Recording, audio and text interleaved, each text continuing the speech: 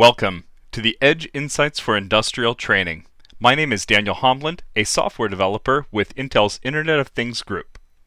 In this training, we will walk through how to download the Edge Insights for Industrial software from the Edge Software Hub. In order to download the Edge Insights for Industrial software, simply make your way to the Edge Software Hub. In order to get there, you will have to log in using your software.intel.com username and password. Once you've arrived at the Edge Software Hub, you'll notice that there are three options: Vision, Industrial, and Retail. Choose the one that's appropriate to you. In this particular case, we're going to be using Industrial.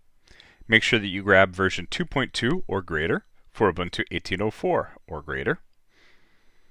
Once you click Download, your download will be prepared, and you'll be given this handy link to the starter guide.